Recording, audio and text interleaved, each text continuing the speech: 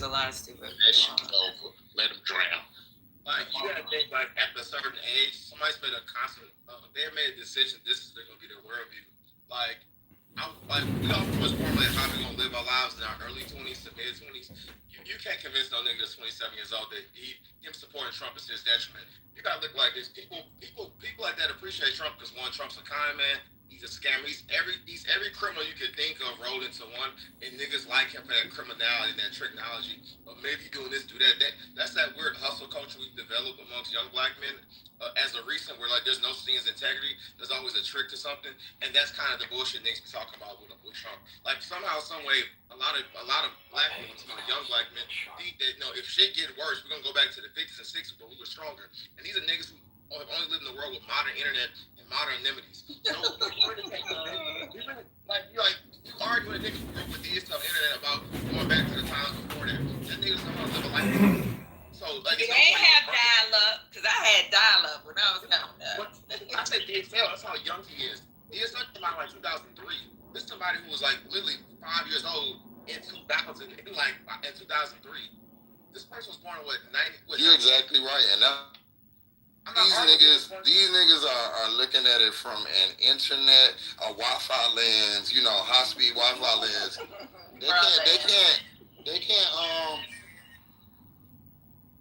They can't fathom an isolated world where we don't have amenities. They can't fathom a world where there has no buying power, no purchasing power. They can't fathom a world of where somebody tells them who's not a police officer what to do, they gotta go do it. They don't understand that world. These niggas' grandma's moms be 45, 50. I'm not arguing on niggas who mama ain't older than the PBS channel. Like, I'm not doing that. I'm just not. I'm not gonna get niggas up water. Like, my mama the same age as Ruby Bridges, dog. I'm not gonna argue on niggas who mama 45 with the freak nigga. Fuck out of here. Not too much on freak. Look,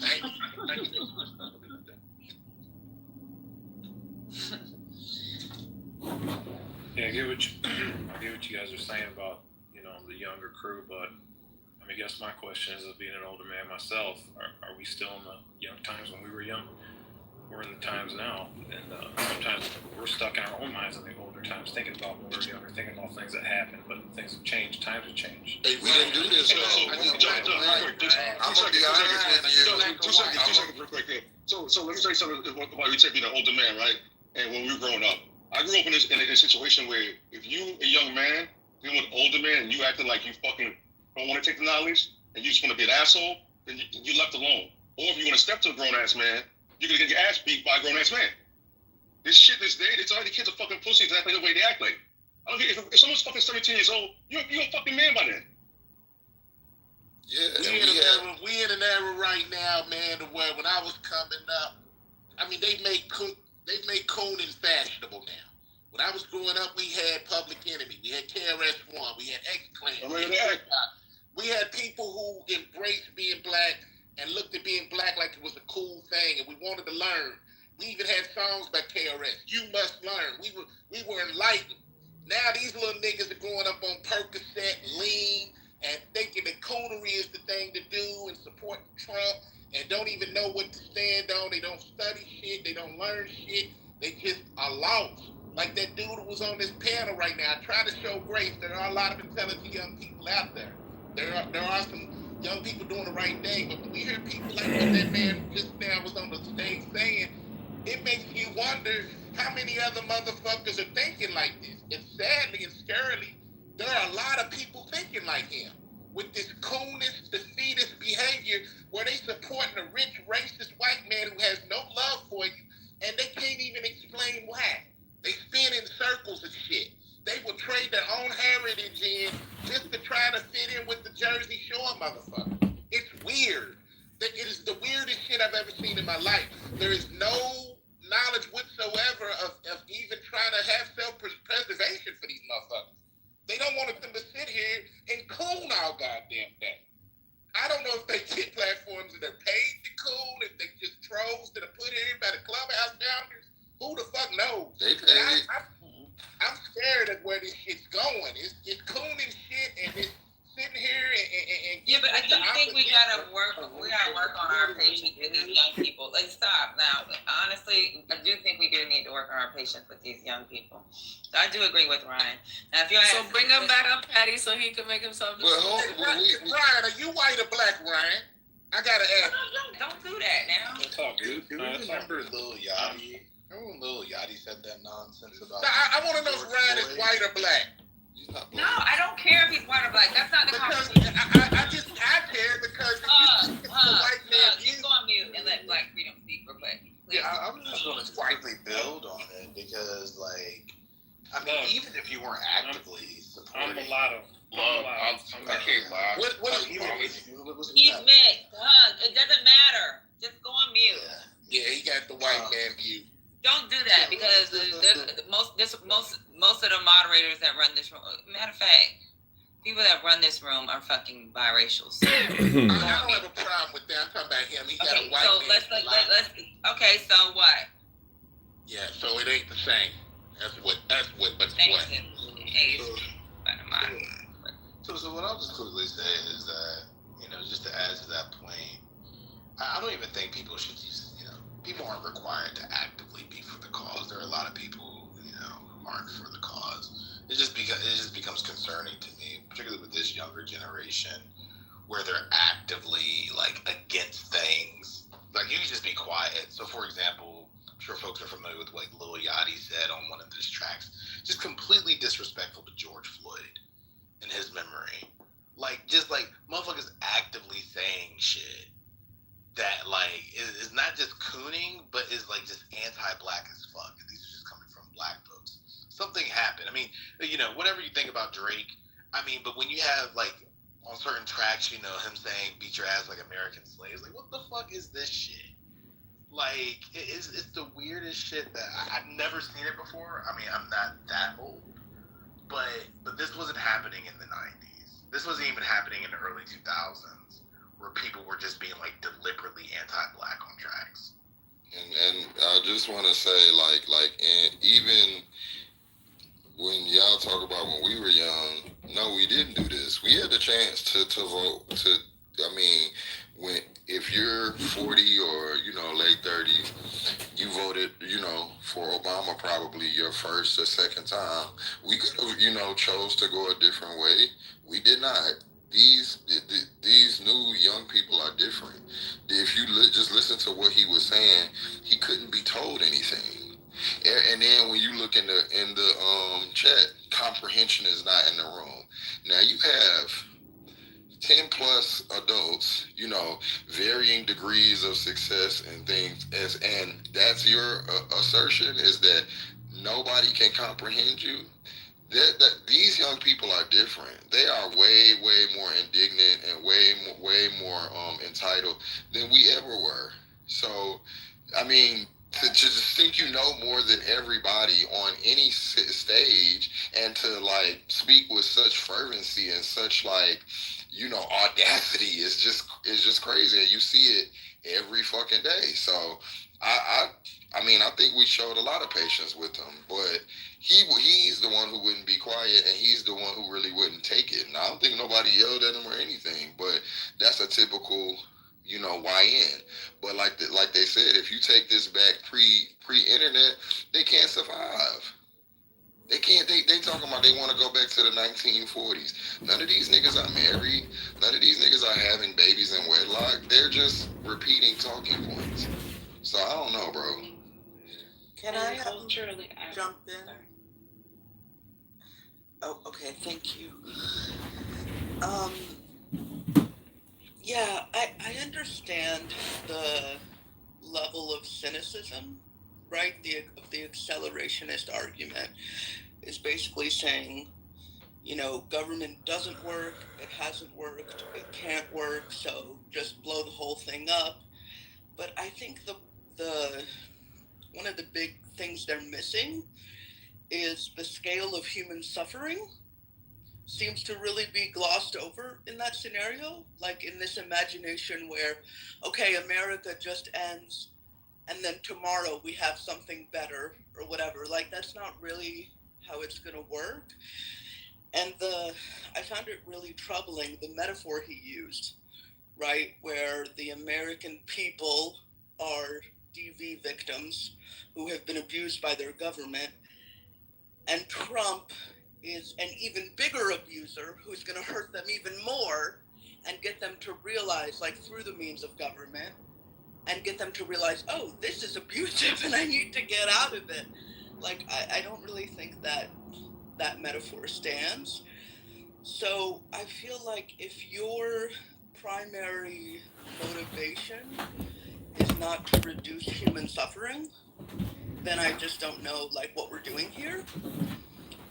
And I also think something that's missing is an understanding of how a dictatorship works. So like this idea that somehow under Trump or those closely aligned with him, that things are going to get so bad that eventually the people just rise up and it all is over. That's not really how dictatorship works. Like once they're in power, they can stay in power for many, many decades. And it doesn't matter how bad things are or how bad you want to get out of it. Like they're in control and they have the guns, and that's how it works. It took a world war to get Hitler out of power. Exactly. Yeah. Exactly. So I think they're kind of, maybe they're not really students of history and understanding like the scale of the things that they're actually talking about. The last thing I'll say is just about the connection between like evangelicalism and white supremacy. I mean, I'm sure so many of you know the quote by Martin Luther King about the Sunday morning church hour being the most segregated hour in America. And if you look at what a lot of these evangelical and Catholic churches are teaching, it is very closely aligned with white supremacy and with patriarchy. Under the church system, like the modern day typical white church, it's basically all white people. All the white men are in charge. Women play a very like secondary, non-decision making role. Very few people of color are empowered in any kind of leadership except in their own personal homes. So when people talk about all this, oh, there's going to be like a revival in America and there's going to be this and there's going to be that, like when they talk about following God and Jesus, like they are imagining a very patriarchal white supremacist message. So I'll just land there. And I'm glad you said that, because a lot of what's happened to like with black people over the past few years, particularly guys like Umar Johnson treating the sheep, this is a peel back to the 60s or the stronger time period when we had less rights but more unity, and it kind of placed this evangelical nonsense of a pure time when people were much more simpler and the black folks lived across the tracks. And I don't think a lot of these younger people understand what they're exactly asking for or what they exactly believe in. They don't understand the idea of at one time black people didn't have much autonomy outside their own house, and even then somebody come barging out and take what they wanted from you at will. They're not from a world where there was a black side of the train tracks and there was a white side. So this appeal they have for this world they want to see just doesn't exist, and they lead themselves down. They lead themselves back into a segregated burning house this time. So just with that, a couple of things. A lot of these kids are raised and taught in a bubble of like a post-racial society. If you have any children under the age of like from like 10 to 15, 16, you will have seen their curriculum and what, like, especially if they live in like a liberal town, what kind of schooling that they go to. And I think a lot of them leave school and realize that we don't live in a post-racial society and don't really know how to deal with it. I think the death of expertise, everybody thinks that they know what they're doing because they have TikTok and they saw a couple of videos or went to YouTube University. It's really funny, like a lot of these kids want to tell you what to do with the internet when some of these things are, the things that they're using are things that you built. They have a get fast approach where they think that we just don't know how to do it fast enough, and they have some secret code that's going to get them richer and quicker.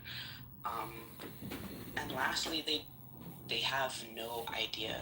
These kids are on Amazon Prime. They're on Discord in these little bubbles. They have no idea what struggle looks like. missing the bus and getting their jeans wet, not getting what they wanted. You see them crashing out in school because somebody took their phone away. What are they going to do in an anarchist situation?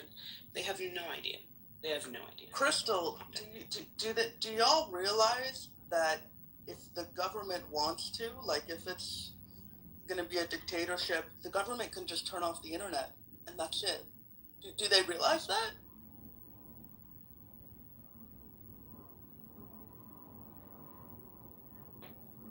And I think like the thing is like every generation did do a form of this, but the government wasn't using them as useful idiots to forward an agenda that could change this fabric of the country forever. That's just my opinion.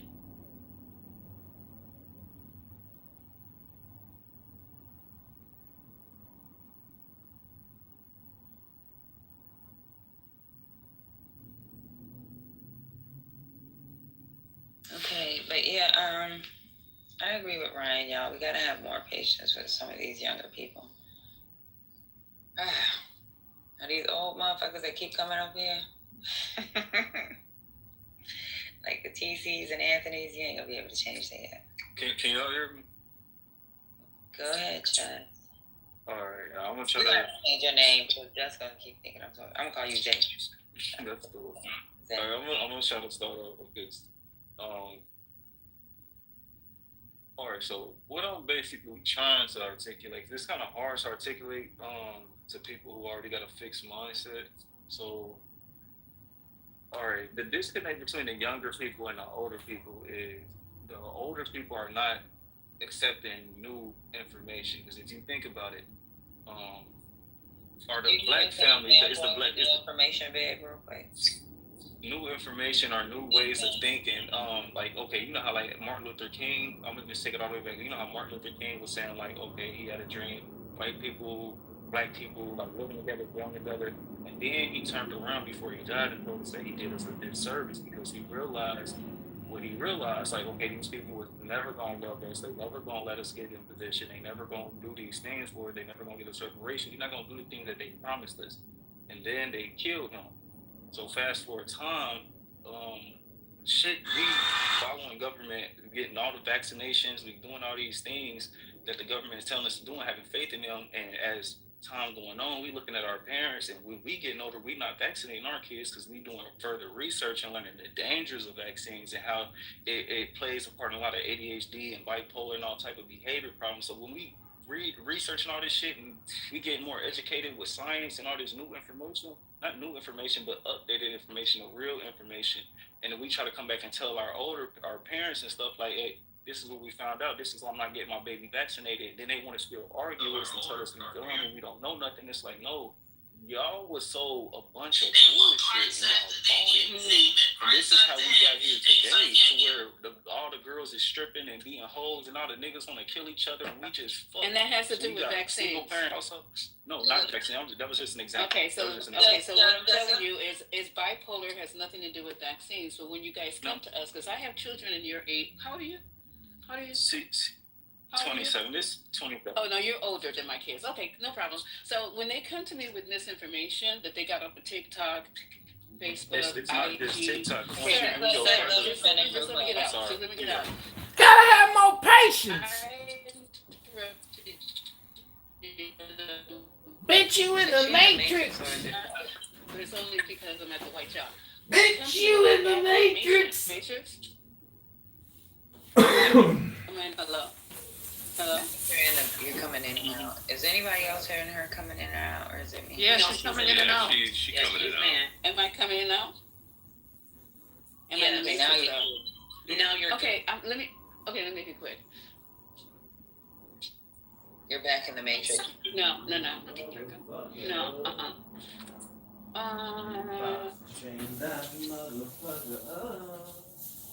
You're in the matrix again, Lisa. Holy cow. Okay, I'm going in. All right. So I do want to address something when you talk about Martin Luther King. He still believed in integration. What changed was economic justice. That's what it was. You said Martin Luther King. Yeah, and militarism. It wasn't separation. He never turned to separation. Okay. Yeah, there's a book you can get called Kingonomics by Dr. Rodney Sampson, and it takes a look at the economic philosophy of Dr. King in the last years of his life. I'd recommend it. Yeah, he still wanted us to be able to integrate. It was more about economics. It was about systematic racism, and I think he was becoming more militaristic, right? Yeah. Let me ask you this: what is racism? No, we're not gonna go down that rabbit hole because there's gonna be a big. Now, okay, I'm gonna just say this: economics definitely has racism has a part to play in economics. Racism is systematic. Thank you for that. And Thomas Sowell has some good information on economics too. Yeah. So basically, what I was basically trying to say is, say your whole family get kidnapped, right? And the kidnappers have y'all live by these set of rules, and everybody's just like your whole family is just living by these rules. You have kids, and then your kids raise their kids to obey by these rules. It's like this is the generation coming after me. We realizing that we have been fucking kidnapped, and we need to stop playing their fucking game. This is fucking sick. That's what I'm saying. So I want to say I like Trump. What Trump is doing, because Trump is fucking tearing this shit apart. This is what needs to happen. This not what needs to happen. So, Jess, you brought up Martin Luther King, right? You ever heard of the Poor People's Campaign? Yes. So I want you to Google Poor People's Campaign and look at what's happening today, right? So, like, at that time when, with the Poor People Campaign, or even the book that he recommended you to read, he started to realize, like, white folks want to support us when it comes to civil rights. But what is it? Their support is going to be fragile when they feel like they're going to lose power to resources. And that's what's happening now, right? So, like, I always bring up these little Psychology Today magazines and all this shit to support for Donald Trump, white young men. Right. It's their access to resources, their access to power. They feel like they've lost that. They don't see us getting hosed. They don't see us sitting in the back of the bus, but they ignore the other difficulties that's going on, right? So because they don't see the fucking, they don't see that. They don't see dogs fighting our kids and shit. They don't see kids getting rocks thrown at them going into the schools. They think that we're on equal playing. And now they think we've taken their resources and they don't have power. And King predicted this in the end. So have you ever heard the saying, or not? It's not a saying, but you know, like when you clean up something, it like when you clean up a house, it looks fucked up before it actually gets clean. What's going on? Are you trying to be a poet? Because you be coming up with some things. No. He's giving a perspective I hear often, so I want to dismiss. I do hear this quite a bit. Okay, go ahead. So just like somebody had said it earlier, in order to get Hitler out of position, World War I had to happen, right? And it's crazy because y'all saying like that was World War II. Okay, World War II. It's crazy because like y'all saying stuff like the younger people don't know what hard times is and this and that. Like I'm from that generation like right before, like I was still old enough to remember like missing a bus and all that shit. I'm before iPhones and all this shit. I didn't grow up with an iPhone in my hand. I didn't grow up with computers. I didn't grow up with shit. We didn't have fucking TV in my room. But anyways, what I'm saying is, 27. I had computers, and I'm 40, so. We was broke. I had AOL. I didn't have the lady who raised me was broke as hell. But anyway, so what I'm saying is y'all don't understand struggling this yet. However, although that is true, a lot of people haven't experienced a lot of stuff that y'all have experienced. We are more war ready and ready to fight for what we really believe in than y'all ever had. We are more like the energy that we got towards each other, how we killing each other. We really want to take this towards the real opponents, but we don't have everybody backing us up, especially our elders. Y'all don't really want to die about this and really make a way in a different life for the people that's coming after us. Y'all don't really want to adopt out this shit. Y'all playing. Yo, let me just say something to you real quick, just because I just want to hold on 1 second. Just let me. So, bro, I would implore you to just look up history. You're talking about, being ready to die. Go look at the murder rate when we were kids and the crime that was going on when we were kids. This what y'all got going on is light fucking work. Y'all really think y'all are soldiers, and I'm with all due respect, y'all are not, bro. Y'all have luxuries that we do not have, and y'all think y'all are ready for war. Y'all don't even understand what war is. Y'all have not had a crack epidemic. Y'all have not had the things that we have. We are the byproducts of that. That means y'all are not the byproducts of the crack epidemic. You're not. You're not, and that's what we are. Sir, let me finish. You were allowed to talk. I mean, this is telling in and of itself. We allowed you to talk. Now I'm just interjecting to give you some information, and you don't want to take it. But what I'm telling you is you're abreast of what's going on right now, and you're talking about y'all are soldiers and y'all are killers. Y'all aren't. Y'all do a whole bunch. Let me finish, bro. This N-word is a killer. Y'all do a whole bunch of internet banging and a whole bunch of, chatting. Y'all do a whole bunch of cyber thugging, and then y'all do this drill music. This does not make you soldiers, and more importantly, it doesn't make you politically aware. You're just making noise, and you're an example of it because the things you're saying have no real basis in reality. You talking about look how we killing each other. We really want to bring it to somebody that doesn't make sense, bro. And you really need to slow down and rethink what you're talking about. Yeah, I don't know. I mean, I think this whole idea of dismissing generational experiences, how they see it, is dangerous. And look, they lived through COVID. They lived through Trump. And they honestly may have a better perspective than many of us do because the world now is closer to how they see it than it is broader experience we had. What we know from 20 and 30 years ago isn't as relevant today because of Trump. Normally it would be, right? But the experience they have may give them a more realistic perspective in a lot of ways. May I say something real quick? So I don't know. So real quick, we have grandparents and parents who lived through Jim Crowism in their particular states where they were virtually police states, right? Like you had to go be inside at a certain time because crackers would kill you. So if anybody has a sense of what we're living through, it would be older folks who actually understood that, listen, if you spoke a certain way, if word got out that you were, talking about the white politician in town, people would show up to your crib and it'll be a different kind of story. So I hear where CEO's coming from, especially in terms of technology and things of that sort.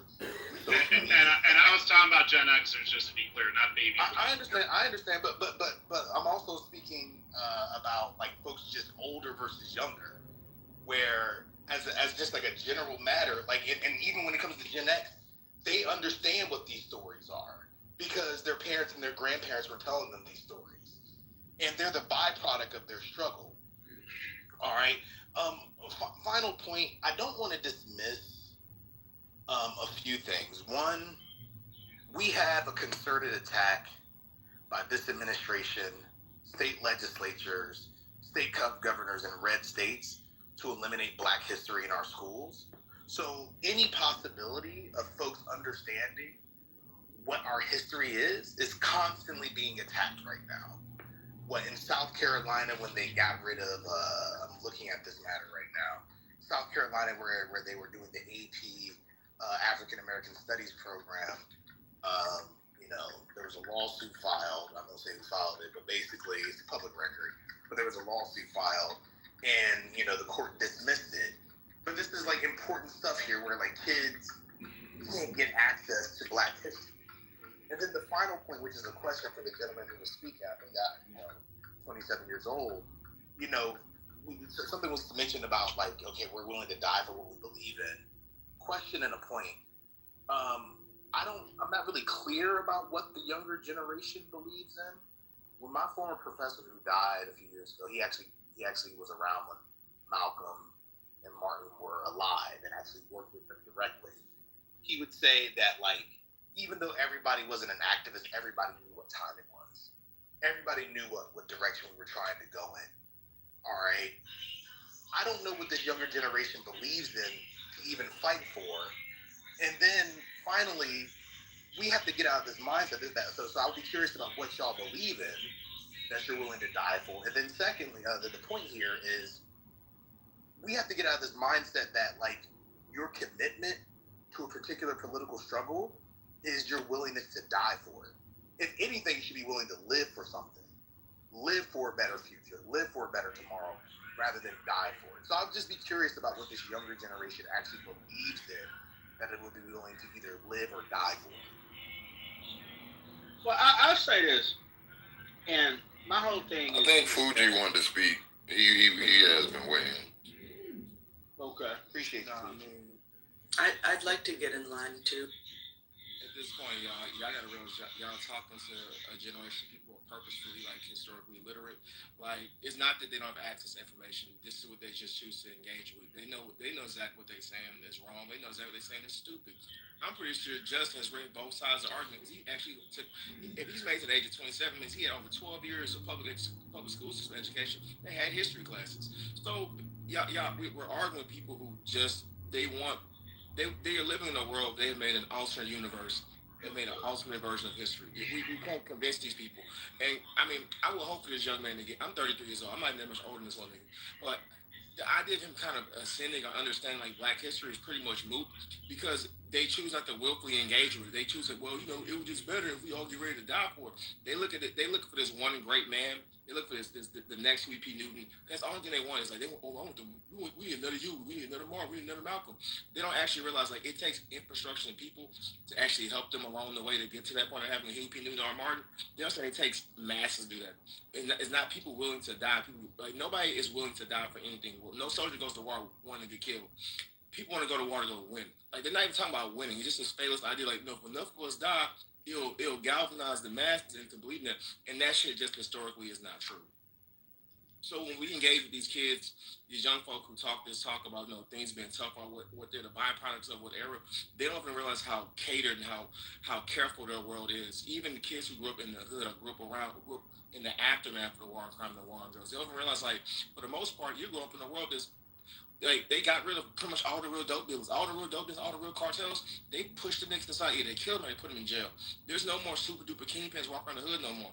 These just penny ante drug dealers. These are the remnants. Ain't no more OGs left. They all got life sentences. They all supermax.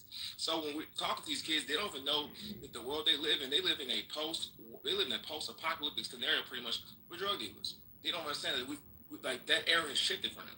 So when they discuss these things about crime and dependency on things, and we need to get off of this or get on that.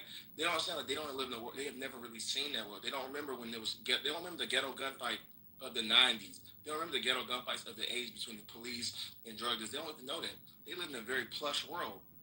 So until they understand that, until they realize, wait a minute, maybe my world's a little bit nicer because nobody has a Uzi out walking around the street. Or there's nobody, like the crack epidemic isn't that real for me. Like you don't see full entire high rise full drug dealers no more. They don't have a right to talk on these issues no more. Well, I'll say this, and and I think that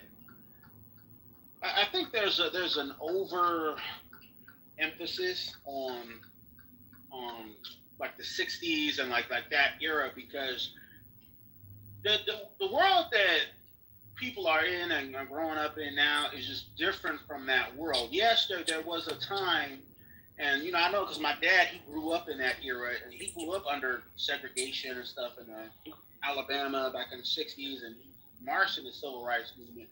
But the thing is, we don't live in that era anymore. Like these young kids now, it's their biggest concern is not a Klansman. Like their biggest concern is like MS-13, fucking with them while they're trying to play basketball in the park going towards the evening. So they got to leave the park at a certain time in the evening because MS-13 gonna show up. Like you know what I mean. So that's the world today that we live in now, and I think that here's the thing: like Malcolm and Martin and people like that, Stokely Carmichael, the Panthers. They were all legends, and they fought for what they believed in their time. But they are no longer relevant in the time that we're in now. So we need to retire them. We should respect them, but we need to retire them and put them to rest and deal with this what we got going on now. And no, we're not all going to think the same way. We're not all going to vote the same way, or I think that we galvanized that time period because we look at it as like this monolithic time period. We were all somehow moving in the same direction and moving. But there was a lot of people who disagreed back then. There were a lot of people who criticized Martin Luther King and criticized, the moves that he made back then and stuff like that. So it wasn't really all like that.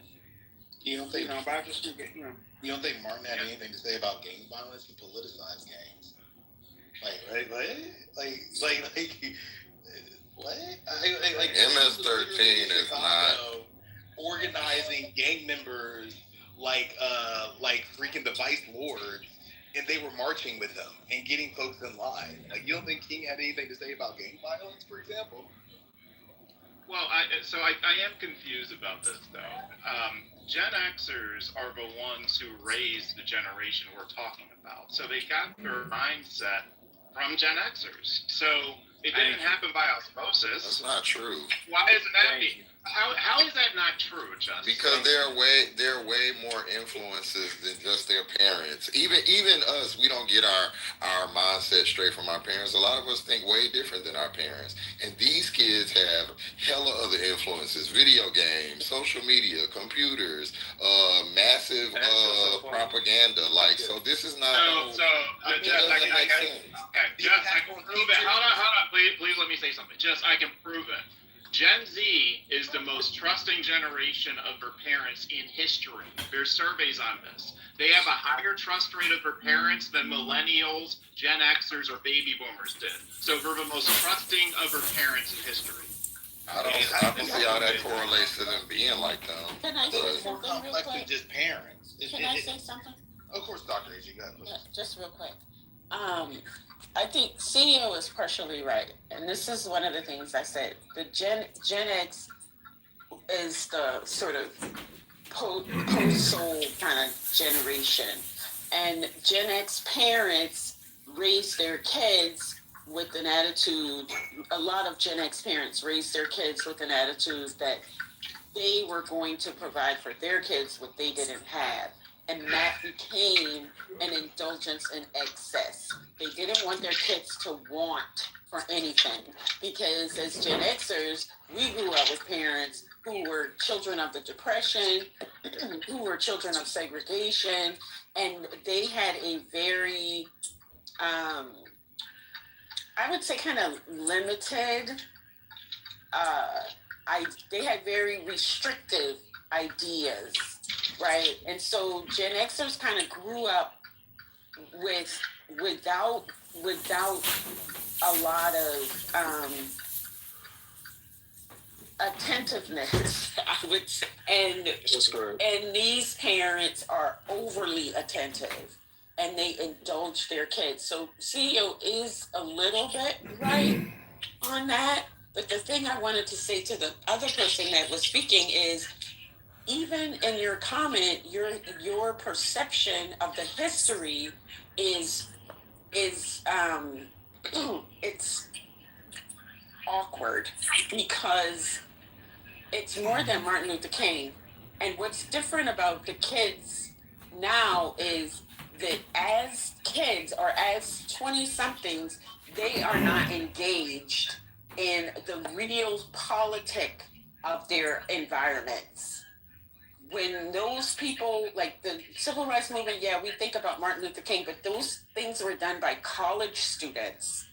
It was college students that were doing those sit-ins. It was college students that were marching with King. When we think about that, we think of all the older people, but there were young people that were doing those things. And even as a Gen Xer, we had a political consciousness. We may not, all of us didn't live in drug-infested environments, but we knew that this was the reality this was a social reality that we had to be aware of, and that we had to be consciously committed to not being involved in, or doing what we could as when we became adults to make sure that that didn't persist. So I think it's a different kind of social conditioning.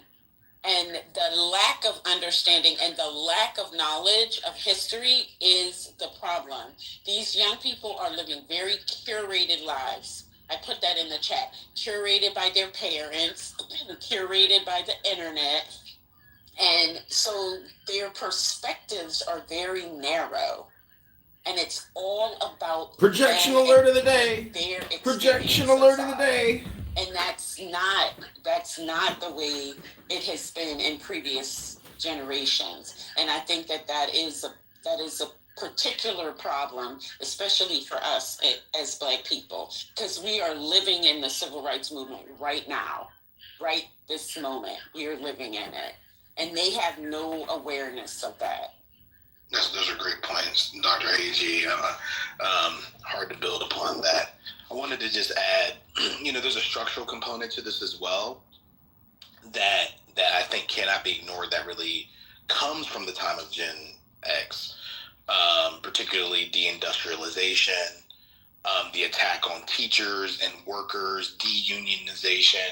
These are spaces where folks are becoming politicized, along with what I believe is the increase in higher education as you begin to see more Black folks enter higher education.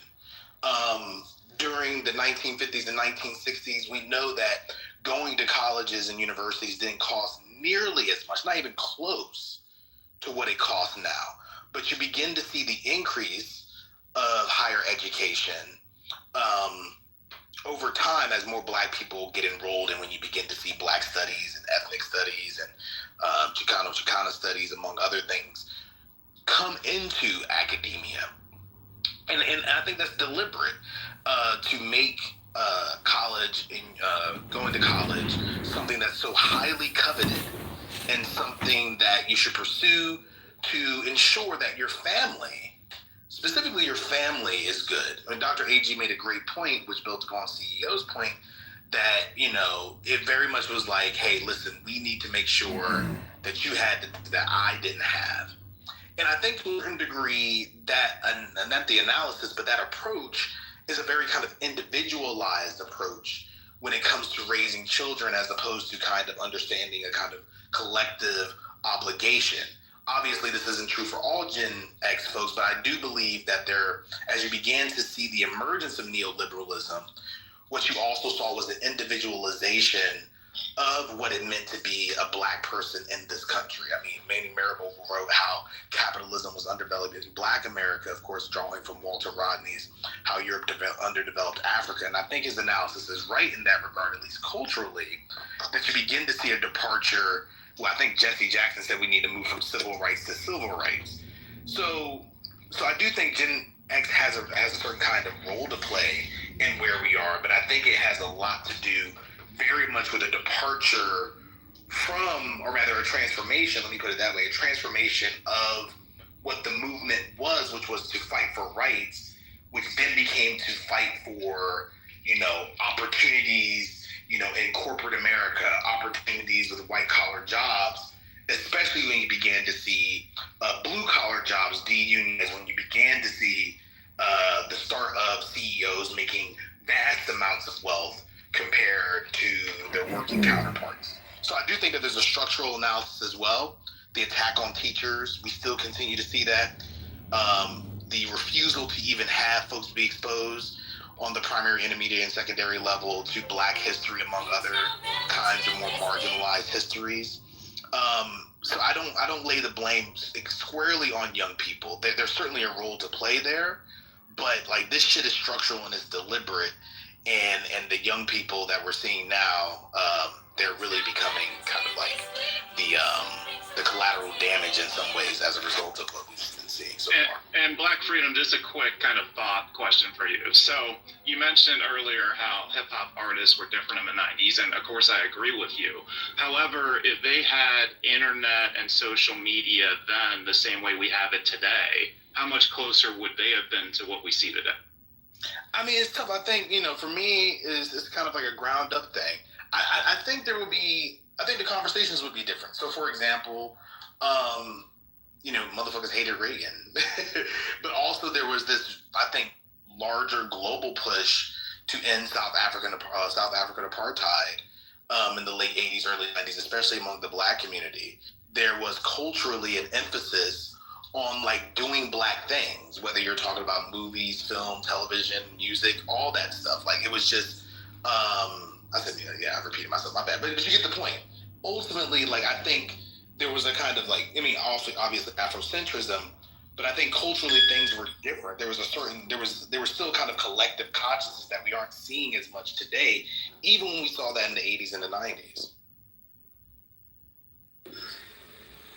Yeah, those are some great points. If you don't mind me adding to it, can I ask Just, you're still there? I don't know if it's Justin or Just, but I have a question for you.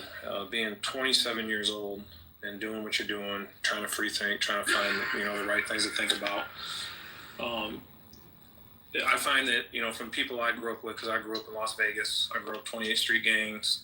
I was around gangs. We lived in a brick apartment because there was a lot of drive-bys, and a lot of bullets can go through bricks. And then I moved to the country, and I live in the country now. And my question to you is, I've seen in my life where economic disparity, has crippled all people, colors, whatever you say.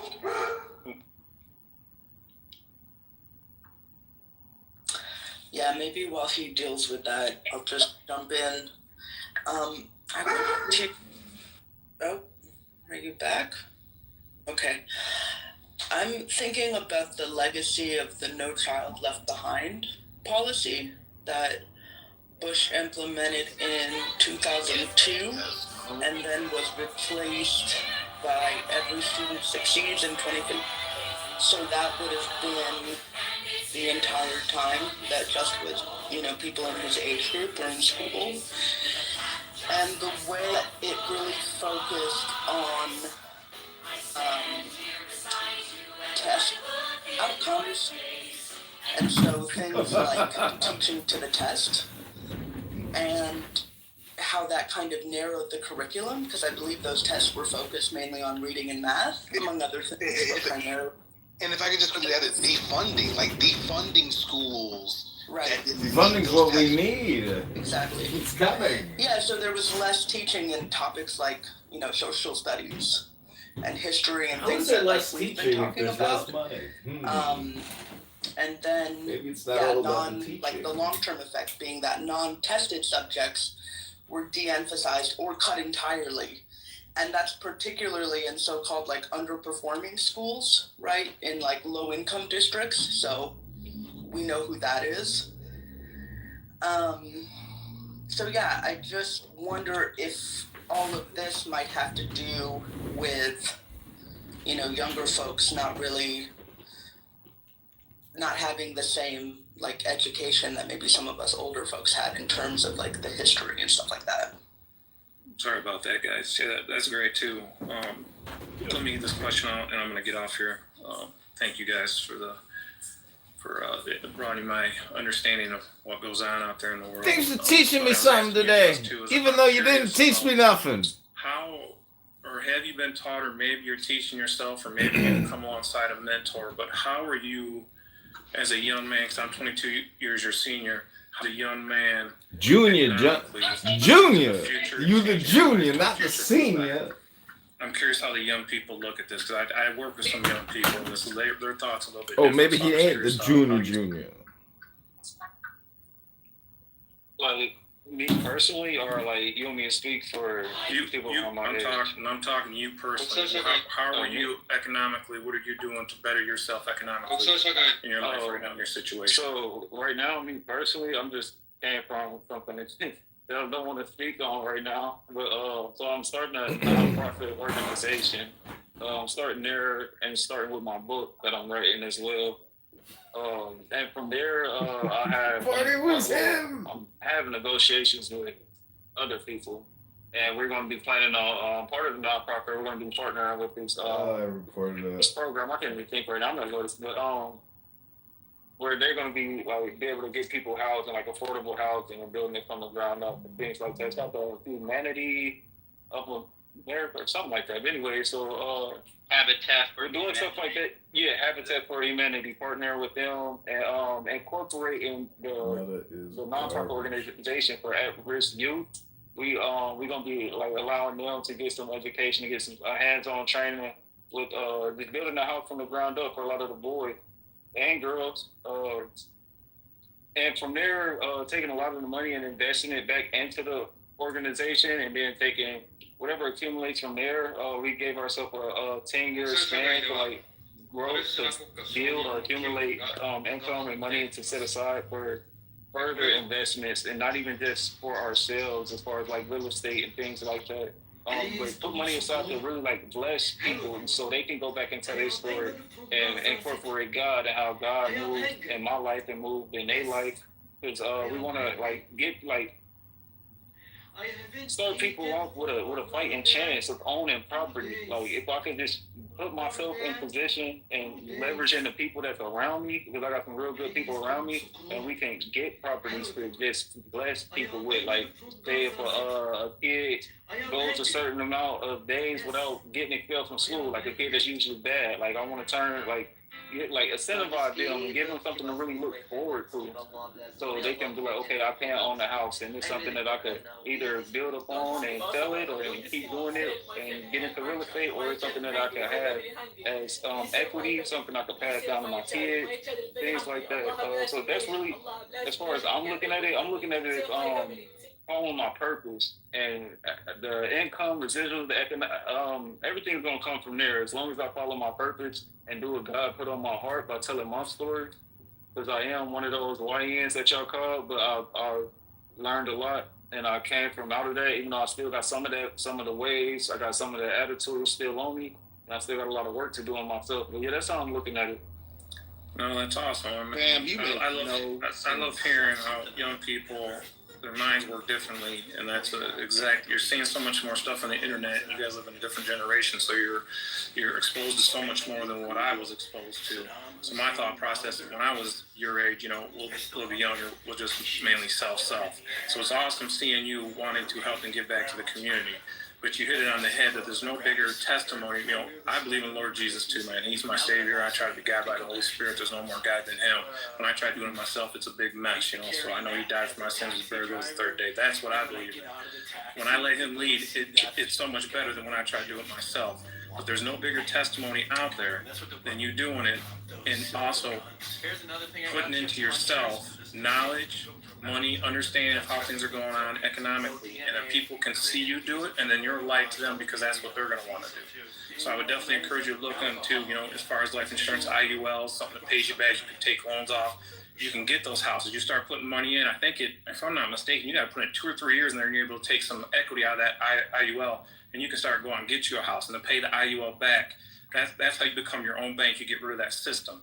Then you start getting compound interest on your IUL. You can do so many things. You, as a younger person, have so many opportunities to make a change in your life and people around you that I didn't. And maybe there's some people that are older than me in here that probably didn't have the same thing either. I'm learning younger. As we're sitting here right now talking, you guys were talking, I'm trading stocks in the stock market. I'm just keep all the way down. What's that? Oh, I'm sorry. I thought I was on mute. I'm not working. Hold on. Don't take those chances. Anyway, just encourage you, man. Keep doing it. I want to thank you guys for this conversation that we have here. So I appreciate you. I'm a firm believer in holding people accountable for what they say. I don't believe you can have them type of aspirations when you're literally supporting something that's is Got away without being actively injured and or open trying to attacked. get rid of you His and make sure that chances shit are you're talking about much is like someone in impossible. protection. Like I don't want to be a Debbie Downer dog. I'm just gonna keep it on with you, nigga. You make no sense. Like I everything understand. everything I you're completely right. understand. Like no, I'm talking about something for just dog. You're asking to create this better world, but you're supporting policies and the person who actively and openly telling you, I want this shit to burn down. Dog, make fucking sense, bro. Can I just add a quick sentence to what Fuji is saying? Everything that you and Ryan have been talking about is based on a legal regulatory framework and this idea of rules that are applied fairly and can be counted upon to apply in the same way going forward into the future. So if we got rid of all of that, then all of these plans disappear. You realize that? They're about to chain the boat up. So you're saying that the fair market that we have now, if we get rid of the fair market, that all these plans disappear? I would agree with you 100%. The problem, I think the problem with like what he was saying is like you want to if you ask for no rules, but you want to make rules. You want to make the world fair for people. But then you don't believe, but you also believe the world needs to be crueler first before it gets fair for people. It doesn't really add up. Like you're telling people to survive. Nobody survives hard times. And that's just the reality of hard times. Nobody survives motherfuckers. Anytime people don't survive genocides. Genocides for the most part throughout human history are quite successful. Anytime there's like a collapse of a government happens, people die in droves. There's no world where like this country ended, but the world got better. It takes hundreds of years for that to kind of recover. That's why the Dark Ages happened. That's why the blank period happened. That's why we have these things occur. Like even look at Europe post World War II. There's an entire missing generation of Europeans. 2 or 3 missing generation of Europeans, and the world has never really recovered from that as far as white people birth rates. That's where they're on such a hyper decline right now. They're literally missing white people. So when we take into account like the idea of let's make the world better, you have to realize that people who are making the world better are usually going to be on the left, not people on the right. People who are conservative are not interested in the shit Justice talking about in no capacity. They don't believe poor people deserve food, housing, or a chance to better opportunity. This little bit You're kind of categorizing everybody, putting everybody in a box, man. It's the truth. I'm not categorizing somebody. Stop. I'm not categorizing when somebody openly states and makes a 925 page fucking manifesto of how they're gonna make the world worse. That's not categorizing somebody. When over 70 million people vote for that shit, that is not me saying I'm categorizing people. When people actively go to rallies, supporting people saying we're gonna turn it up a notch. This guy here who just died, he's the reason we're gonna use this injury for him dying to make the world a much worse place for people who we don't agree with. I'm not categorizing people. I didn't even categorize you. I'm just saying if you believe in the ideology of that guy, you support this guy, you don't believe making the world a better place. Fuck out of here with that. Let's make this shit cut and dry. Draw a line in the sand. You cannot agree with this man's policy in the group and think this man is a good president, then sit back and say you're going to make the world a better fucking place for everybody. When he actually says, I don't want to help nobody. So you're sitting there saying as what Justice just said, what he said he wants to do to help people is a complete lie. Because he likes what Trump is doing as far as tearing down the government. Yes. Yes, you can't be arson to be the number one fucking firefighter. Can I just say too, I think one of the biggest differences between folks traditionally on the right and folks traditionally on the left, or at least based on the policies that they've enacted and what they run on, is the left or the Democrats have historically championed regulation. Like we need industries to be held to certain standards. We need them to follow certain rules. You know, for example, the Democrats with the I'm sorry, I don't know the exact name, but the Bureau of Consumer Protection, the Consumer Protection Bureau, I believe, with Elizabeth Warren. And, you know, in the wake of the housing crisis on 2008, we need rules, we need to regulate. We can't let these people run amok. Capitalism's all well and good, but it has to be reined in by regulation. And then on the right, the argument is all this regulation, all this red tape, this is just hindering innovation. We need no rules. We need a free market. Let Adam Smith, invisible hand, let the market do what it do, and it's going to work out great for everybody. But what we've actually seen is people on the right who are backed by the billionaires, they don't want regulation because then it's easier for them to make up anything and do anything and cheat or whatever and not have anyone looking over their shoulder telling them you have to be fair here, you can't do this there. So then there's no ceiling on the amount of money that they could make. Whereas when you have rules and regulations on the left or the Democrats, there is somewhat of a ceiling. There are some rules, there are some guideposts, there are some fences, so that all everyday people can participate in that system, right? I can participate in the stock market or whatever. I can buy a house. And I know that there's going to be certain rules that protect me because I don't have the influence of a billionaire. I don't have the unlimited resources. So I need the federal government to step in and give me some protection from the wild, wild west, right, of the market.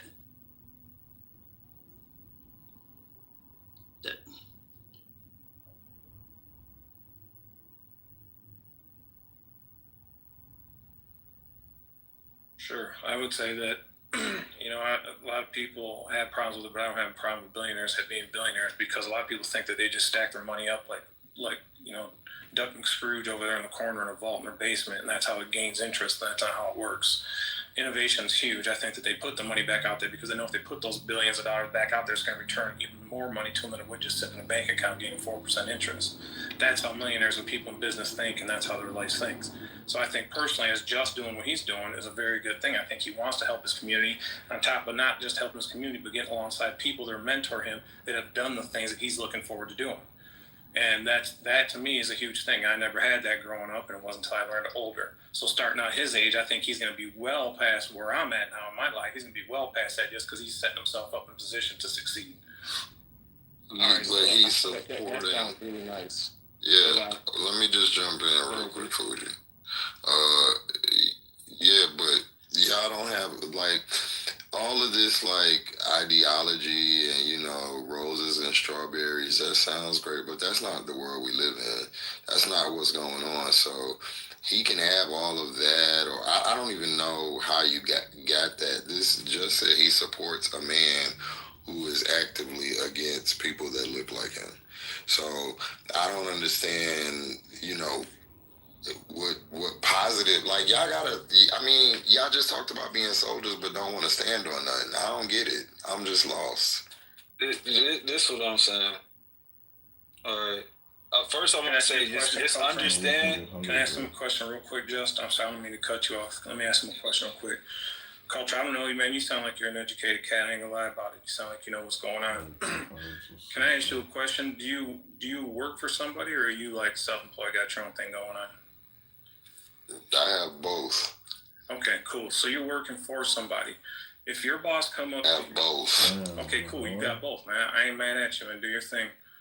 Let's say the boss that you're working for, even though you are a boss, but the boss that you're working for, if he come to you and told you right to your face, point blank, I don't know what you get paid, and I ain't trying to go there and all that, but I'm just saying, if he come and told you right to your face, I don't like the way you look, I don't like the way you think, I don't look like you, I don't know if you're black or white, but let's say he's opposite of you, I don't like the way you look, but I can look at your work ethic, and I cannot deny that you work hard, and I like that. So I'm going to give you a $10, $15, $30, $100,000 raise a year on top of extra vacation, extra benefits. Would you accept that from him, or would you quit that job just because he didn't like the way you looked? So now we're taking handouts?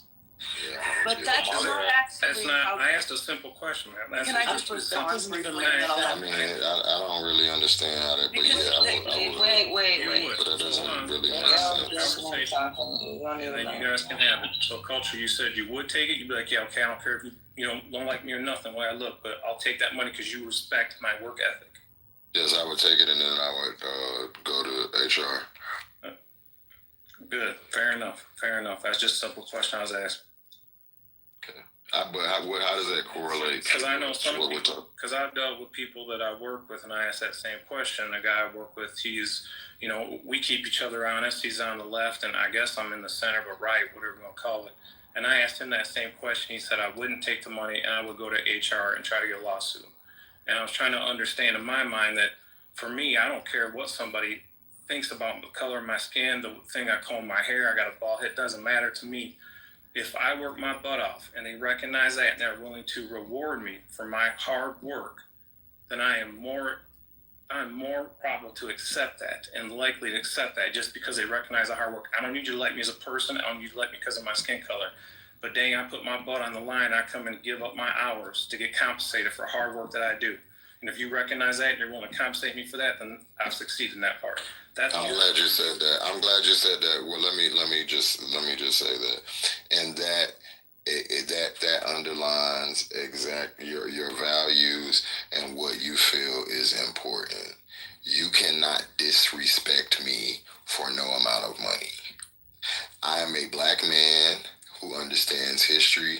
I understand what people look like, what the people that in my own family lineage and in other family lineages and in other disenfranchised humans on this here landmass had to go through for me to even have the luxury of getting up and going to work today and being offered the option of a raise, for me to allow someone to disrespect me for some fucking money.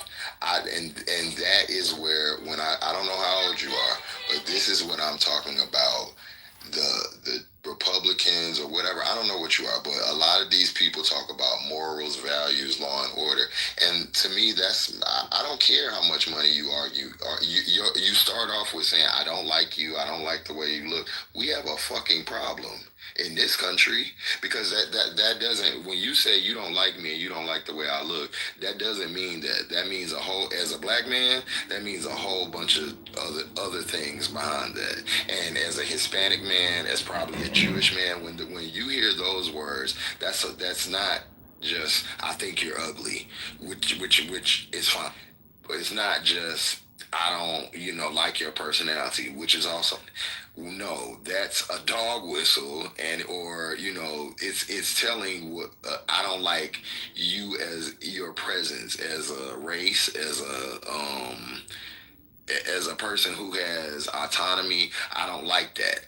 So yeah, we got a problem, and then furthermore, I would still have to continue to work with you, so I would have to have some type of trust, and that just because you offered me some money, that doesn't mean that I'm gonna trust you and move forward with you. And I think that's the biggest disconnect that we have in a lot of these conversations, because y'all are saying that like that's valuable, and that's not valuable to accept money over anything, because that's just not valuable.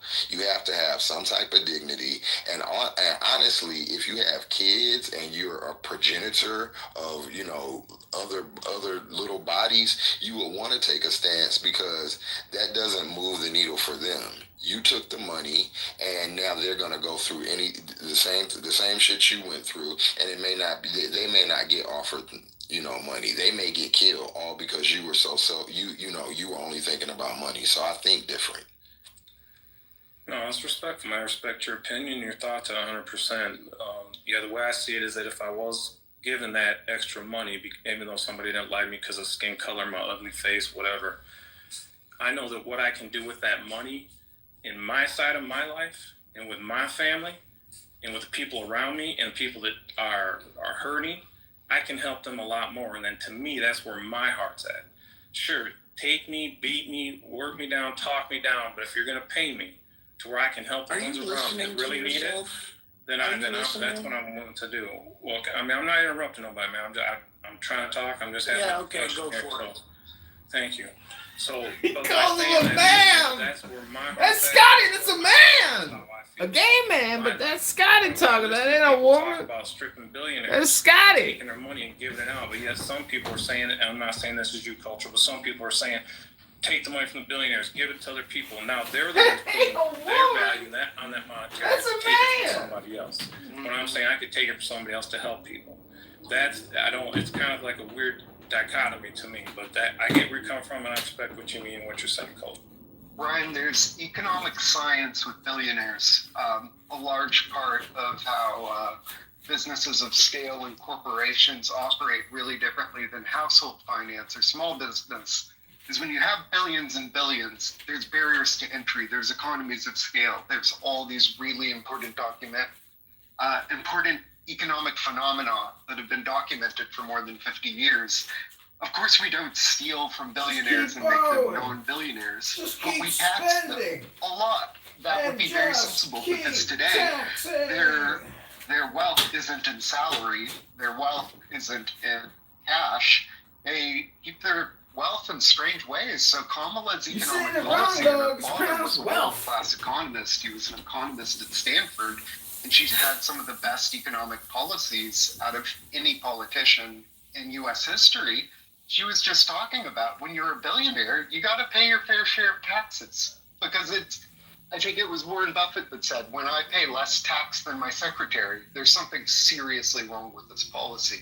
And it's important to look at economics as a science, because when you're a billionaire, you have economies of scale, you have barriers to entry, you have access to global markets, and small businesses and individuals and highly salaried individuals just don't have that. So we have to make things fair. Ryan, can I respond? Okay, and then I'll go on mute. But the example you gave, where the boss comes to you and says, "Listen, I might hate everything about you, but I cannot deny how hard you're working, and so here's $100,000, right? That's not really how the economy or how capitalism works. If people got money based on how hard they work or how much value they added, we would not have all of the extreme. I mean, who was working harder than the slave? Who added more to America could never have been the economic superpower that it was early in its life as a country without all of that free, very, very hardworking labor that they made money off. Let alone, I mean, today you can look There's at no such thing as free, stupid. You still gotta feed, you still gotta clothe, you still gotta house, you still gotta care.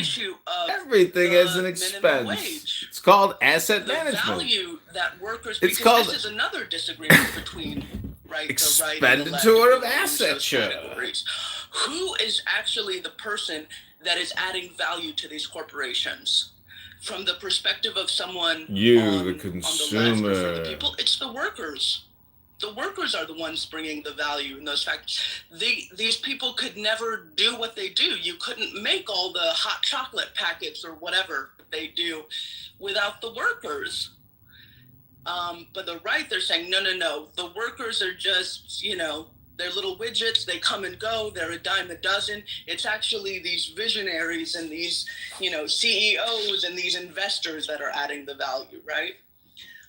The other thing is, if people were making money based on their hard work, why hasn't the federal minimum wage, isn't it still like $7? This is crazy. I mean, imagine, just think about that. I worked my ass off for an hour. Think about that. And I was given $7? This is crazy. And then what the Democrats are saying should be the federal minimum wage, or I think Bernie, for years, they've been saying $15, which is also very little. This doesn't even come up to the standard of, they haven't even increased it. I mean, from my perspective, they should have said, sure, we wanted $15 12 years ago, but now we want $25 because everything is more expensive. So even the basic concept of you should be paid a living wage, the amount of money you make should be equivalent to what it takes to buy some food and pay your rent. That is controversial. So this is the whole idea of, because the unregulated capitalism, what you'll hear all the time in these corporations, you've got to do more with less. We've all just got to do more with less. Are the CEOs doing more with less? When have they ever? They are doing less with more. So the idea is that the system, if you let it play out on its own, and if you're a Christian, then you should believe in the fallen nature of man, that we are inherently, since the fall, we are greedy, we are wicked. We need awesome power of the Holy Spirit to come into us and help us to do the right thing and to see the light. So therefore, if that's what we believe about people, we know that people are greedy. We know that people are going to play unfair. We know that people don't have the care, by and large, that they should for their fellow man. And the system that we have, if anything, has rewarded this and pushed it even further and further. So that's why we need some basic laws and regulations, not even whatever the people on the left, the Democrats, whatever, are advocating. It's not going to result in people being rich, but maybe it could result in people being able to eke out a meager existence, some sort of dignified life. And I just don't see how anyone could be against that on the basis that, no, that's bullshit because this billionaire needs to buy his 12th yacht. Like, it's ridiculous. All right, I think Spear. Ridiculous! So, they kind of moved the mic around a little bit so some new people could talk too. I mean, the conversation has shifted, but it's remarkable listening to people with so little integrity that they're okay to be shit on to make a few dollars. Meanwhile, you are impacting everybody ahead of you to create and perpetuate a system where the next people are continued to be shit on over and over again because you lack integrity. It's remarkable to me how low we have sunk. Projection alert number 2 of the day. TC, do you have something that you'd like to?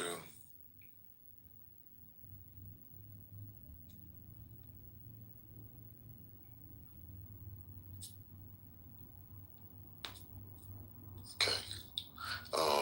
Well. That's a first.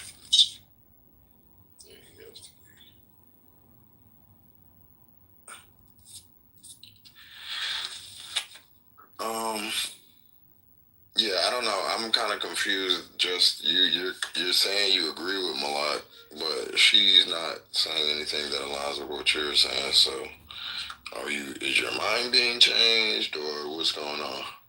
No. So okay. Just before I speak, just understand that everything I've said, you haven't understood anything I've said yet so far. So have I not understood, or have I just disagreed? Both, because you didn't ask any questions for clarification, and I noticed that. But so I wasn't listening to understand. I would only so, bro. We gonna have to do like some classes. Listen, so let me explain something to you. You ask take him to school, brother. When you need clarification. Teach him the truth. If I didn't need clarification, there was no need for me to ask for clarifying questions. Furthermore, when you can't, you're qualifying that as me not listening to understand, bro. You're just using words that you've heard. You have to make them make sense.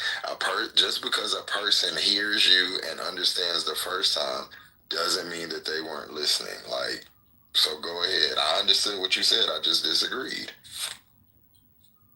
So, I don't know if it was you. I didn't have my phone in my hand, but somebody had said something like, how can I be wanting America to fall, but at the same time I'm talking about building my community? And how does that correlate? How can I think both of those things at the same time, right? Was that you that asked that? I'm sure. I mean, that sounds like something me or whoever else. But my question to you was what I just asked. What did he ask? You had a very different opinion than Malek gave a submission, and you said she's cooking, which I agree with, but it doesn't align with anything that you said before. So because I'm sorry. Go ahead. No, go ahead. I'm done.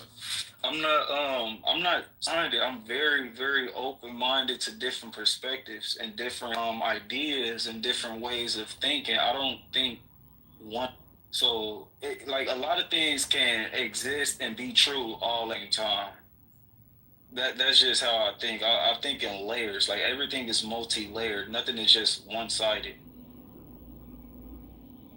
So I think when we do like that, like even when I initially agree with something or disagree with something, I don't just stick to, okay, I disagree. And the reason I might disagree is I'm disagreeing with something that may be true, it may not be true, but the fact that it don't align with the way I think, I'm not just going to just disagree and leave it at that. If I disagree, I'm going to ask questions to like really try to understand what the hell this person is saying, because I'm so in such disagreement. I'm like, okay, where did you get this from? Why are you thinking this? How do you think this helps? Like, I will ask further questions to gain clarification whether I agree or disagree. Or I could have heard this before, and you think your opinion is new on the block, but it's a generated opinion that I've heard a million times. So I was able to identify it, and I didn't need to ask any further questions because I already know. I mean, you just don't have enough information, and that's with all respect, you don't have enough information, and so I implore you to just look at, history, because one thing you can learn about history is that it usually repeats itself. So you can take the things from history and you can, usually apply them, and scale. Well, maybe you should study more than just history, like philosophy. It's just an idea. Have a very narrow view. Because history ain't philosophy. And philosophy ain't even history. It's called intelligence. But what you have to do is go further back, look further back in history. So you made a lot of definitive statements about your generation compared to mine, and upon listening, you don't really seem to be informed about my generation or what was going on in the crack epidemic or under Reagan. So I would just implore you to look at those things and then do your comparative analysis and see if you come up with the same answers that you have now. Yeah, actually, it's weird. I've actually been into this type of stuff, and I've been doing my research, and I know about the Reagan administration, and I know about a lot of stuff. I've been doing deep dive since like 12, and when I was incarcerated, I was privileged to come across a lot of books that a lot of people in the free world still to this day aren't aware of, such as books like Behold a Pale Horse. Have you read that book? Yes, I have. Okay, so all right, let me ask you this. All right, since you say history repeats itself, do you remember how Black people was freed from bondage and slavery? Do you remember what took place in order for that to happen? Yeah, and I just want you to know, Pale Horse, that's not like exclusive. No, it's not an end all be all. I know, but it's also a very. I mean, it's not a book that I would reference. I'll just say that. Let me ask you a question real quick. What if you don't mind sharing, what industry are you in? You're a business owner? No, I have been. I failed a lot in life. But that's okay. But what are you doing right now for yourself? Right now, I'm a truck driver. Is it your own rig, or are you working for a truck driver? No, I'm working for a company. Can they finish? What's going on? Oh, I didn't know they were. Go ahead. It's all good. But yeah, so the question is, okay, so tell us how we, as Black people, got free from bondage. What took place? What do you mean, like how slavery ended? Yeah, like what made the white man say, you know what, freedom? I don't know. I mean, that's a long story. There was a war, and who was we fighting? had. What do you mean? Who was fighting? The North and the South? Before that. We'll do better if you. Why don't you just tell The me? man is a professor in history. You said I don't know enough, so I thought you would have these type of. Well, I don't know where you're going with this. So once maybe I find out the line of questioning, then I can probably answer better. Okay, so when I look back in history, and I came across the Gullah Wars for the Gullah Geechee people, and they went from plantation to plantation, killing all the white people. I'm not advocating.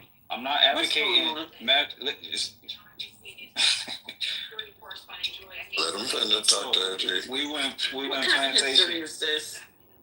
Look up the Gullah Geechee Wars. I don't have to. I am that, sir.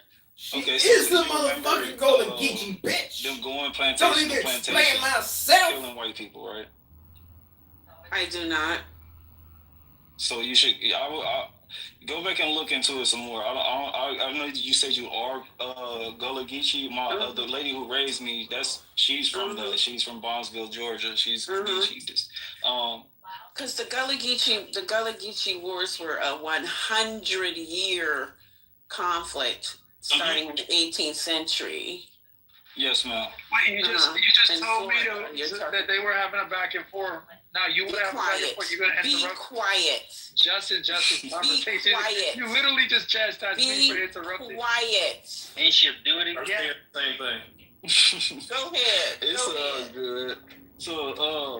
So basically, when I look at stuff like that, right, and all that bloodshed, just for us to be fucking not even still treated as humans, just for us to be free from slavery, all that blood had to be shed, and it caused a panic across the whole nation. They like, fuck, if they keep this up, they're gonna kill all of us. They couldn't stop us. They could not stop them. They couldn't.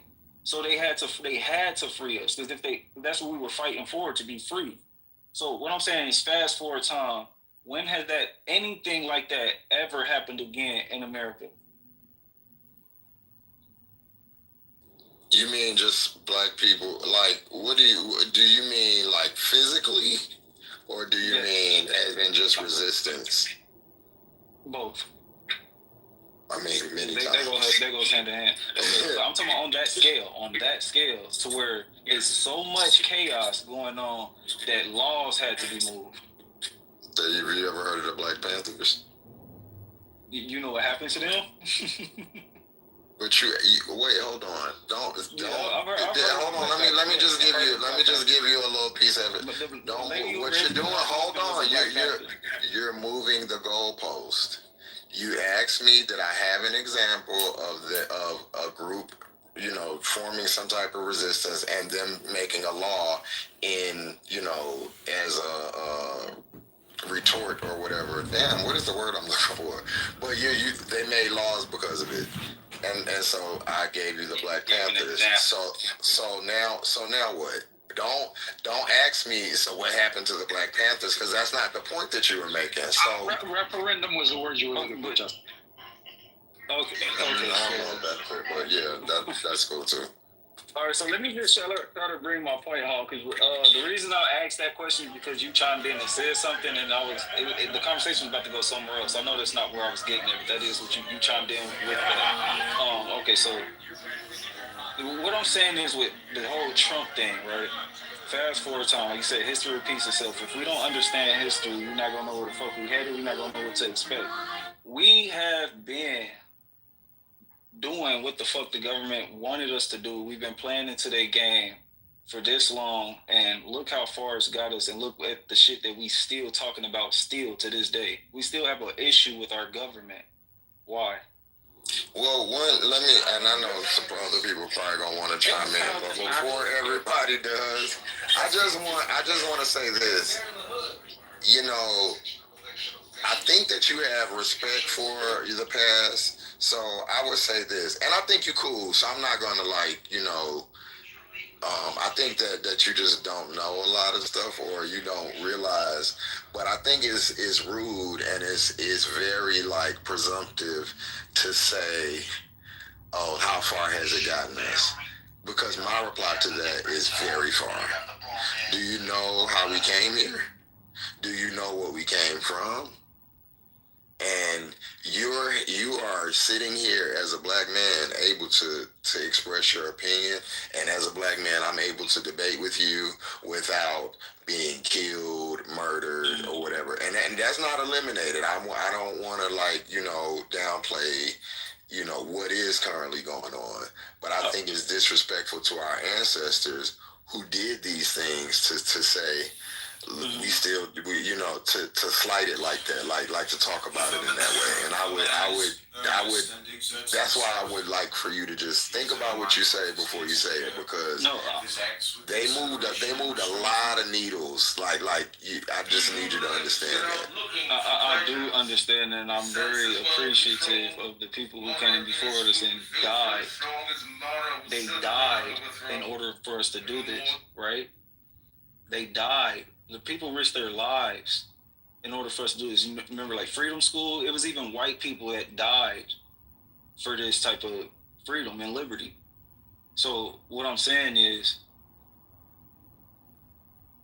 something has to happen in order for a change on that scale. Like you said, history repeats itself, right?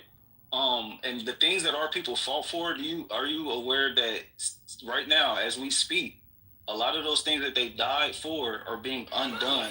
Are you aware that our freedom of speech is in jeopardy right now, as we speak? You do know that, right? Because of the guys that you're a fan of. So just this, I think this is the issue and the difficulty, right? It's like, yeah, you have these historical moments, but your connection between them needs to be clearer. Because you're jumping significant historical time. You started with the Civil Rights Movement, then you went to slavery, then you went to the Gullah Wars, which were the 18th century and ended like before the Civil War. Like the historical timeline needs to be a little more cogent. I get your point though, and I think what culturally was trying to emphasize is that yes, history repeats itself, but that doesn't mean that it's always the same, right? You may have the same event. For example, if we are struggling now with this issue of free speech suppression, there have been other monumental times in American history, like the Red Scare, the McCarthy era, where people were penalized for their speech. People lost their jobs. Companies went bankrupt, right? Because the government was on a quest to root out communism. And so everything someone said or did, or meeting they went to, a friend they had who may have slightly smelled like a communist, people were punished for that, right? So now the issue isn't communism, it's something else. Now the economic conditions are different, but people are still losing their jobs. So it is the sentiment or the policy return or the practice return. It's not always a literal one-to-one.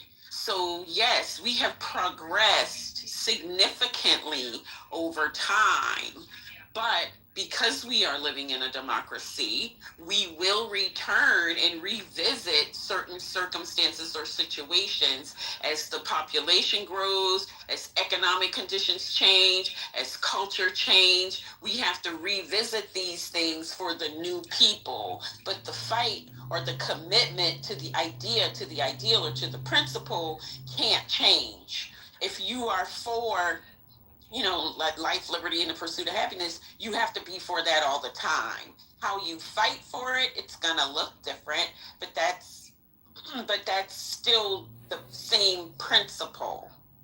Yes. So hopefully that makes sense. Just, I think the reason why I wanted to understand who you were first before I gave an opinion about how you were exploring your ideas is because I wanted to understand the type of person you were and what your worldview is. I think anybody that would lecture you that you're not doing it right, that you're seeking for information, it's not the right way to do it, that there are gaps in your logic and reasoning, is somebody that would indoctrinate you into their belief system.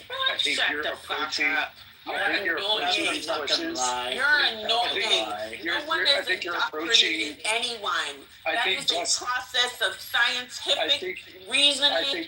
That is not telling people what to think. You're an imbecile. Your approach to information was exploratory. I think you were asking just questions, and it was a very respectful back and forth, and it's the way you should engage in the exploration of your ideas and understanding the frontier of what you're studying. It's not a frontier. It's a landscape, sir. And you have to be prepared to defend your position, but at the same time have an open mind to accept other people's opinions. I think you've done that exceptionally well with Just. I would just like to ask you a question. I noticed that you kind of hinged a lot of your questions that you had with Just based on the Black community and our fight for freedom and our fight against oppression and that type of thing. talked about the Geechee-Gullah Wars and that type of thing. I'm curious, where do you think you find yourself at what time in the liberation struggle for Black Americans? Where do you think you find yourself? Do you think you find yourself on the frontier of that fight? That this is a new front to Black liberation, or do you find yourself, at the end of the fight, having won it and starting to step over into the promised land? That question for me? That's for you. I see where I'm at right now. I see myself. I think it's stagnant. I think we are still, despite the changes that have been made. I think a lot of the changes that have been made were to pacify us. I think we have been very pacified and we've got very comfortable. But I think a lot of the same issues that we've been had, we're still having. Like, and what do you think the reason is for that? Because we are living on land that's being controlled by people who don't want to see us progress.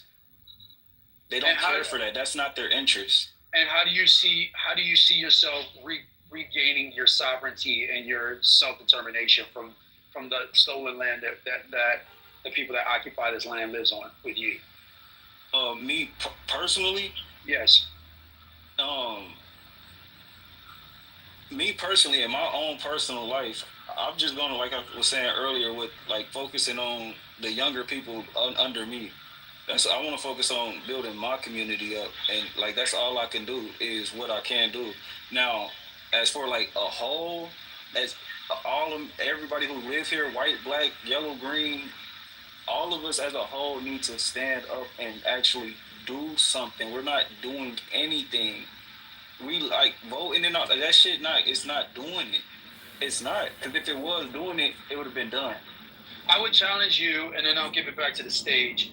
I would challenge you to consider the voting habits of your people and whether that served your people well or not, right? Because I would argue that we have to critically analyze what are the beneficial outcomes from the decisions that we've been making over the last 30, 40, 50 years.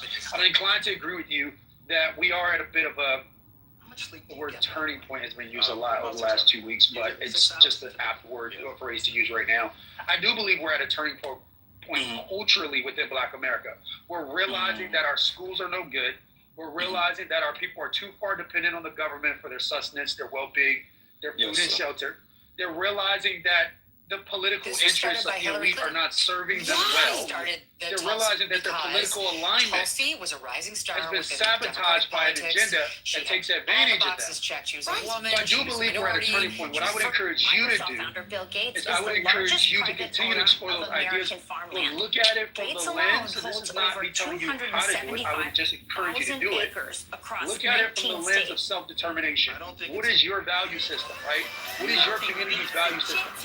Does your community value self-determination? No. Does your community value? Well, then you should change that, right? You should be able to. Exactly. So I think you should definitely explore what that looks like, because self-determination for us for far too long has not been a value system that we've held, at least not for the last 40 or 50 years. But now we're having a renaissance. This time period, this cultural time period that we're living in, is revealing the true intentions of the entrepreneurs that's been exploiting our community, on the left and the right. To all the men watching around the world, against the left all the time, but I can be open-minded enough to know that both the left and the right has taken advantage of Black Americans for far too long. You can look at corporations, advantage, the redlining and shit like that. These are things that have been promoted on the right. But at the same time, it's also been promoted on the left with the crime bill and with the military, the prison industrial complex. The same side of the left Twitter this morning. So what I want to do, it is, but at the same time. And PC, you got 30 seconds, my dude. Yeah. Before I'm 6 minutes into a meeting that my team is on. So all right, well, you're about to be 30 seconds. I don't get a lot of applause. Now you got 20 more. Because I encourage people to think against the groupthink. Groupthink wants herd mentality. That's where survival is. That's where instincts are. But far too often, when you follow the herd, you can follow the herd off the cliff. So I want to challenge provocative thought, and I think that's exactly the path that you're down. I would encourage you to continue to use the Socratic method to explore your ideas and your worldview, because I do see that you're on that. You Socratic method. How'd you just read Socrates, motherfucker? You can just read Socrates. You ain't even got to use the Socratic method. You can just read motherfucking Socrates. Now, I'll let you hear that, and we tried to go as uninterrupted, because I do want you to be able to hear both sides. So as you go through life, there will be silly Negroes that come and do this very thing that TC just did. They will try to feed you a bootstraps mentality and a self-determination mentality. This is not true. Do not fall for that. Self-determination is not true. TC, please let me finish. I'll let you finish.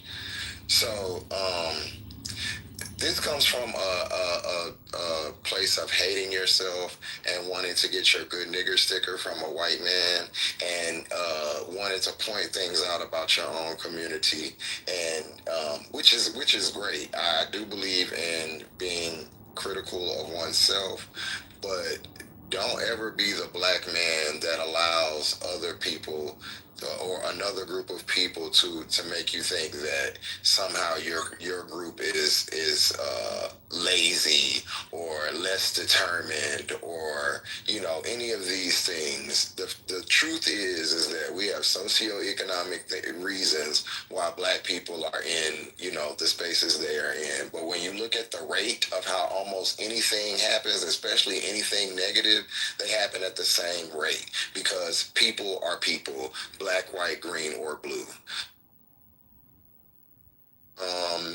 And that's different from what TC said, is focus on trying to better the resources, the economic situations, anything that you can do to further your community, and I mean black community. That's what you should focus on. Not finger wagging, not going around telling people that they're, they. That's not changing anything. We've had black people do that for centuries, and it hasn't done anything. So I'll let you hear TC's side, but I would advise you, as a person who's older than TC and a little bit more wise and graduated from a better school, to not listen to him. Thank you. I can respect that. I can respect that. Just, I had a question for you. So, you're saying, I'm gonna say what I got, and you let me know if it's right. Basically, like, this shit isn't working, and it all needs to crumble, and Trump's gonna make it crumble, and ultimately that's a good thing. Did I get that right? Yes. Okay. So, let's say Did I get that right? Right? Like, let's say, okay, you've convinced all of us in this room and beyond. We see it. We're down. What do we do next? Go ahead. We put people in position who actually care about people. So you're saying we elect better people? We put humans in office. Yes, we put humans with that has feelings and understands other people's feelings and cares about other people's feelings and their livelihoods. Okay. Yes. So this is where I'm confused, because the system of the idea that we're going to elect good people and actual humans who care about other people, that's a system, democracy, elections, but you're saying that's not done anything for us. Fuck all of that. So then if that all crumbles, how do we elect those people? Are you saying like, we'll just create our own version of democracy after this democracy falls, or how does it work?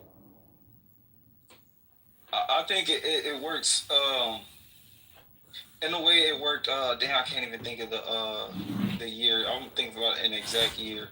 But the times where we used to trade everything was based on trades. I think we go back to those simple times, or we keep shit simple. Like, we've overcomplicated everything. Now we arguing over how much America is in debt and how much minimum wage is, and all. It's a bunch of nonsense. If everybody just be humans and work together, we can all have everything we want. But nobody will be poor. Nobody will be homeless.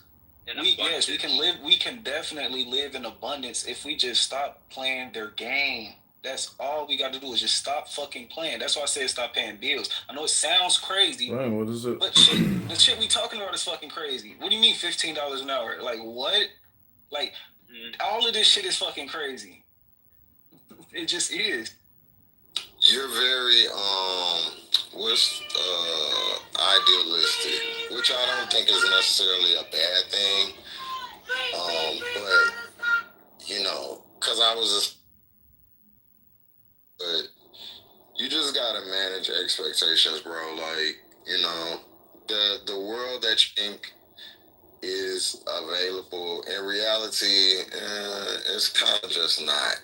And you gotta work within the parameters that you're given at whatever specific time. Like, so, like, black people just stop playing the game. It's really not that simple. That's like pretty much that we out of here if we stop playing the game. You know, we have to play the game. So white people are being affected as well. We're all. I'm not saying that they aren't, but the way that black people are affected is always going to be different from any other group. So even when but even if you just, you know, put it poor people or however you want to classify it, we live in a closed system, right? So it's not, you have to dismantle it or do whatever you plan on doing from the inside. Just saying these statements and just thinking like people will like, yeah, we're gonna work. I get it. I understand it. I want to be like that too. But you know, life lets you know that things work different. It's just not that simple. But I don't fault you for having, you know, for thinking the way that you think though. Okay, I want to challenge your stance for a minute. Walk me down the ripple effect if every American, every honest living American who pays taxes, walk me down the ripple effect if everybody stops paying their mortgage, stop paying car notes, stop shopping at the grocery stores and start growing their own food. What's the ripple effect? You said growing their own food? Yes. So, because you went out, I don't know if it was my phone or yours. You said stop. You said stopped or started. I can't hear. If we instead of shopping in grocery stores, we growing our own food. Instead of taking our kids to school, we building our own curriculums, things like that. Well, like say if we just stop playing their game, like what's the ripple effect of us stop paying our bills, stop shopping at grocery stores, stop paying? I mean, it's to stop. Okay, so let's take it one at a time. Stop shopping at grocery stores. Non-starter. Most of us live in urban environments. We don't have any land. We don't have the capacity to grow the food that it would need to take to sustain us. So that's like, you know, that's out before it even starts. Okay, you say that. However, everybody is still buying food, right? So there is spaces to grow the food. But you have to own that space. You have to have access to that space. We do not as civilians. We have people in position that's doing that right now. But I'm saying, okay, look, okay. So hold on. So do you think they're just going to give up their access, you know, their land for us to go and, you know, grow our own little corner of food? Yes, if we fight for it, because right, like you said, right now we don't have land to do this. Like God made land for us to grow food everywhere. Like we have earth, there's land everywhere. We don't own nothing. That's what I'm saying. We have to get out that mindset of thinking that that's what I'm. That's people have deeds and paperwork to this stuff. Exactly. And courts and, you know, a system. Exactly. All that shit has to be undone. All that shit needs to be undone because they don't own this shit to sell it to anybody anyway. This is God's land. Yeah, no. What are we talking about? Yeah, what are we? Because this is real. Like this isn't. Do you think you can make this case in a court of law and it be successful? Like this is God's land. No. All right. So then That's why so needs to be implemented. But what I'm saying is, what's smarter to do with your time? Think about something that has like little to no chance of flying, or in the meantime figuring out something that could penetrate or could do something. So that's what I'm saying. I like these like expansive ideas. They sound beautiful, lovely, but they're not gonna happen, bro. They not. It's not. It's really not going to happen as long as we still believe in the American dream. If we're still asleep thinking like, okay, I need to do this and so I can do that and pay these bills so I can wherever the fuck or put this into savings so I can afford my daughter's college and like we still think we're still on the fucking hamster wheel. As long as let's just say. Let's say you get 50 million people to agree with you, and we all say, "Fuck, we ain't paying our electric bill this month." What do you think changes? So other than 50 million people just ain't gonna eat or take showers and stuff. Lights out. It's not gonna those people are still going to like. There's no real like policy change. Okay. So look, let's say 50 million people stop, right? You can do a lot. So let's say and here water is another guy that you're gonna meet along your way. And he's the guy that's not black that don't know about your struggle, but is gonna try to set your ass up to do stupid shit that he wouldn't do himself. So you gotta watch out for the waters and the TCs. But go ahead, bro. And a judge, that's a fucking liar. That's true. Can I just ask, are you water or it's directed at Just? Are you familiar with Move from Philadelphia? MOVE, 1970s Move. Do you know about that, Just? What about Move? Say that one more time. Move. It's a group. What about the group? So, Dr. A.G., will you allow me to explain what it is in case he doesn't know, or would you prefer I not? That's my question. What about the group? Okay. So, the group they're a black liberation group. They promoted back to nature, anti-government, a lot of the same values that you're describing. They were known for living communally. They rejected mainstream culture. They were challenging the city authorities, especially the Philadelphia Police Department. They were, non-traditional. It's the vision you're describing, basically. And in 1978, after years of complaints from their neighbors about the noise or their confrontational behavior, basically anti-blackness, if you ask me, the police tried to evict them from their homes. So this standoff occurred in August 1978, and in the course of that stand-up, a police officer was killed, and a lot of others were injured in a shootout.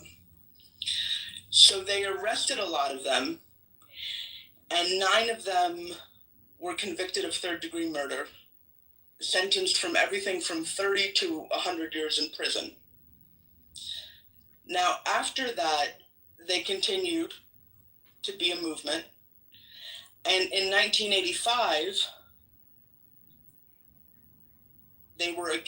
people were complaining again, and city officials, including the first black mayor of Philadelphia, authorized a massive police operation against them, right? So it was like almost 500 police officers, armored vehicles, tear gas, the whole thing out.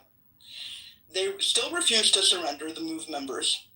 So the police literally bombed the house that they were living in from a Pennsylvania State Police helicopter.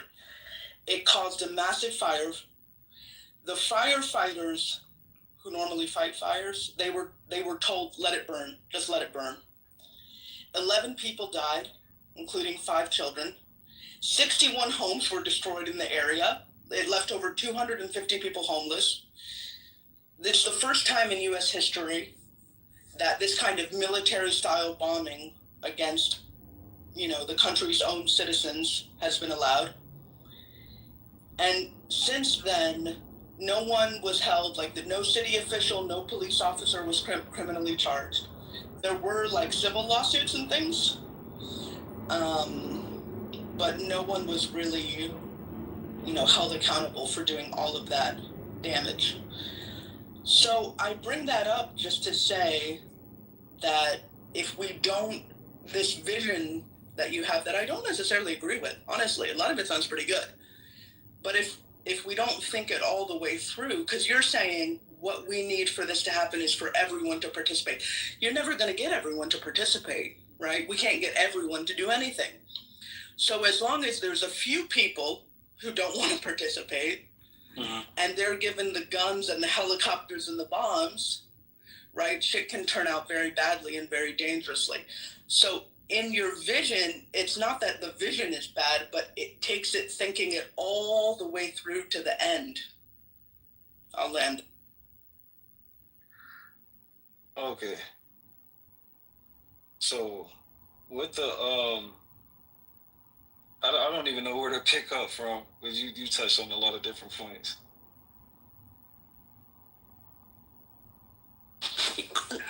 Yeah.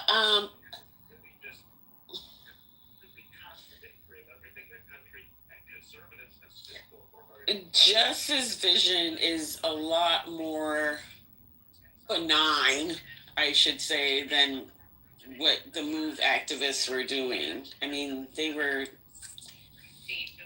nothing legitimizes the response, but it wasn't as benign is what Jess is talking about. But I just want to say, I know I was hoping there's only one. I was hoping Culture Lee would come off his mic, but how did this get started? What was the original question? What was going on? I think I shook the room when I stated that I like Trump. You didn't shake it, babe. You didn't shake the room. That's exactly how it started. Yeah. I mean, that's what got that was at 7:30 in the morning. People start talking. So he did this. Stupid. No, it's not that you're stupid. I don't think you're stupid, bro. But I think that I think what you're doing is stupid. I don't think you're stupid, though. I'm talking about something that hasn't been done yet. That's the reason why. It's not. And I'm glad you're here, Dr. AG. So because you're probably gonna repeat a lot of just so you know, I wasn't being funny with you. The thing that you think is so innovative. It's just I'm not saying it's innovative. This one I'm talking about on a scale to where we actually see. Well, let me just tell her what happened. So hold on, Jess. This is the thing, right? I think it's great to say I have this wonderful idea and I want to do this thing, but for you to say it's never been done before, it's sort of it betrays a certain level of uninformedness, because what you are describing it's not a thing that has never happened before, that people have not tried before. So if you're gonna talk, then I can't talk. So I'm gonna go on mute, and then you can finish, and then I'll finish. I'm sorry, I'm muted. Oh, that's okay. Because if we look throughout, we don't even have to go throughout American history. If we just go back, we can go back 100 years, right? And we can look at communities that have established this living arrangement that you described. Now, Malik's invocation of the MOVE thing is a good example, but MOVE was doing a whole lot of other stuff. They were also a political organization. Their form of life was a political act. So that's a different kind of communal living. In the 60s and 70s, you had all kind of communes where people were collectively living.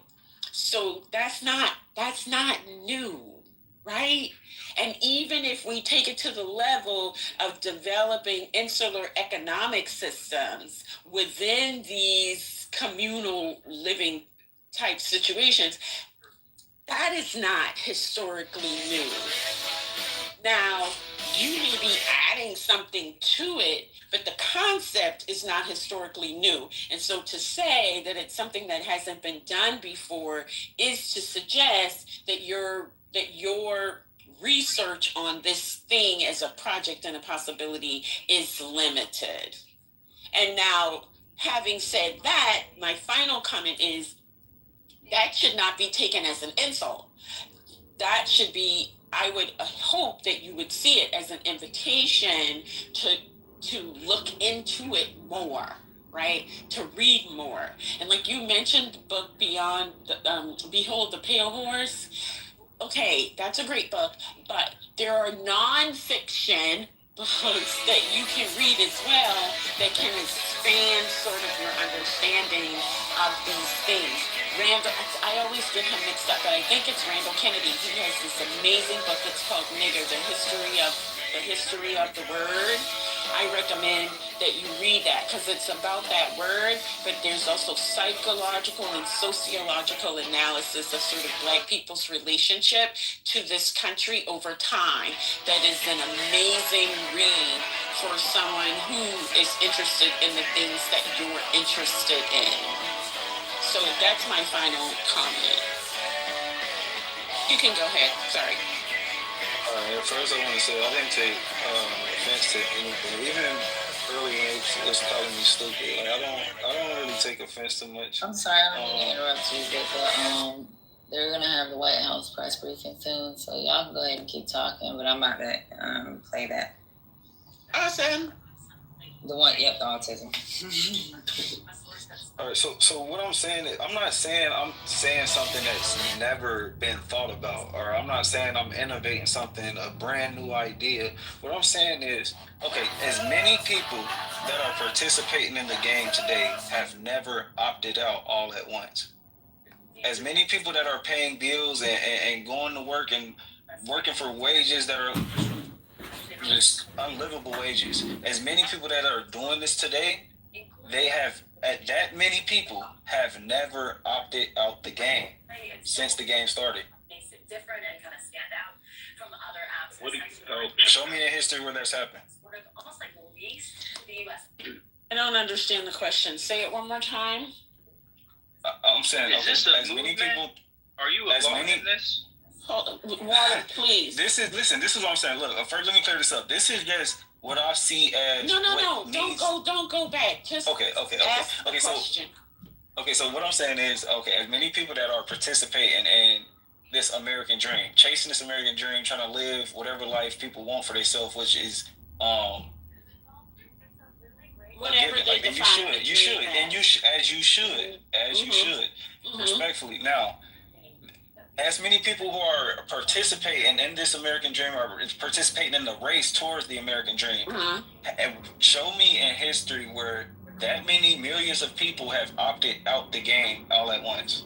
Well, nobody can show you that because by virtue. That's what I'm saying. But hold on. This is where it becomes a little illogical because by virtue of being in America, right, remaining active in the American project, we commit to certain things. And one of those commitments is to the fundamental sort of principles of America, which is the pursuit of freedom, economic freedom, physical freedom, right? So you can't be a part of the American project and opt out of the American project at the same time. So that's right. That doesn't make sense. That's why I'm saying we need to opt out of the American project. We can't unless we're Yes, going to all we have to do is just stop. Listen to what I'm saying. We can't do that if we are going to continue to exist in America. That is a recipe for disaster. America was thriving before it was I think he might want you to stop talking. I want you to stop talking because you just got on the stage. No, absolutely not, sir. You just got on the stage. You need to listen before you start talking. I've been in this room hearing y'all shout that California. That's all I've been hearing y'all do. I'm not doing that. Just, what was your comment, sir? I'm sorry. I'll break. Doc, at a certain point, you have got to realize, like, the conversation you're having with him on the humor is not. It doesn't actually. He's not budging. He's not really trying to learn nothing from you.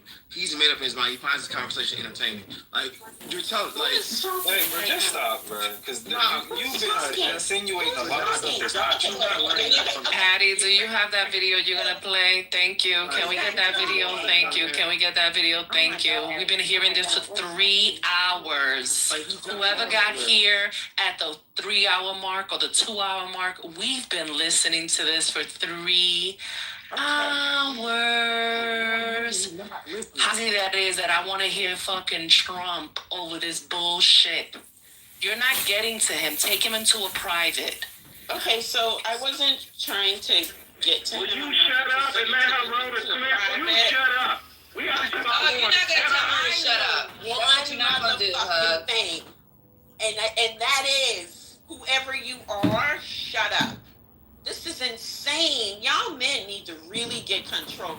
I don't know if it's the Axe body spray or, I don't know, that T. Kirk shit that them football players be selling on the TV. I don't know what it is. But y'all's brain, something is really wrong with it. The fragmentation in your brain really needs to be looked at. This is absurd. The way y'all just scream, just so disrespectful. Oh, it's disgusting. Good morning, I'll y'all. go on mute now. Y'all can defrag say them whatever. brains. It's when It doesn't start until 1 o'clock, but I guess we can talk about the. Oh man. Damn, Trump, you fucked up again. Yeah, they're talking about a bunch of clips and whatever, but let me go ahead and play this MSNBC clip real quick, and it's talking about there is no link in the doctor rebuting Trump's claims. Supposedly, they found the connection. Is what he claims yesterday. He said they're going to come out with some great news, supposedly some connection to autism and why we have so many autistic children. They're gonna say it's Tylenol. Yeah, how it stems from the Tylenol. We all know they're gonna say Tylenol because Tylenol! But Take your Tylenol! And somebody made the point that they're like, they just want women. They just want women to suffer because Tylenol is the only pain medicine that women can use when they're pregnant. While we're pregnant. Dr. A.G., someone wanted you to drop the book that you referenced and the author in the chat, if possible. Oh, okay, I will do that. Okay. Welcome back. This morning, growing alarm in the medical community ahead of an expected White House announcement on autism. I think we found an answer to autism. We're going to be talking to the White House. The medical industrial complex is very concerned about what Donald Trump is saying. Won't let it happen anymore. Tylenol! Now, according to 4 people And familiar the with vaccine! the No spoke to saying the one Washington vaccine! Post, the White House will Tylenol! link pregnant women taking acetaminophen, the active ingredient in Tylenol, to an increased risk of autism in children. Current FDA guidelines say acetaminophen is safe for Tylenol pregnant women healthy to for take. you! And that's backed up by decades of research. Tylenol! In a statement, Tylenol's parent company, Everybody go tells buy more NBC News, Tylenol! without the drug, quote, women face dangerous choices, suffer through conditions like fever that are potentially harmful to both mom and baby, or use riskier alternatives. Let's bring in Dr. Vinny Gupta, a pulmonologist and MSNBC medical contributor. Doctor, we've all been told Tylenol is the safe pain reliever to take when you're pregnant, and any possible link between that and autism has been thoroughly studied before, right? What do we know? Good morning. What we know is that there's been years of research prior to recently has shown a correlation but not causation of Tylenol, maybe a very small increased risk of baby developing autism. Very small. And those are poor quality studies, poorly designed. Very What we small! also know is that science changes. But how small, doctor? a few years ago, one of the largest, best quality research studies ever done, 25 years in Sweden, looked at siblings, one exposed in utero, the other not, to Tylenol. And what did that find? On a for genetics, family history, maternal paternal age, known risk factors for autism, that there was no link. So the best quality research has shown no link between the use of Tylenol in utero or during pregnancy, the development of autism.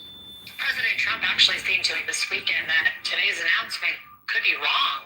Take a listen. I don't want to wait any longer. We don't need anything more. And if it's wrong, it's not going to be wrong. But if it is wrong, it's fine. We have to do it because we're going to have an announcement on autism.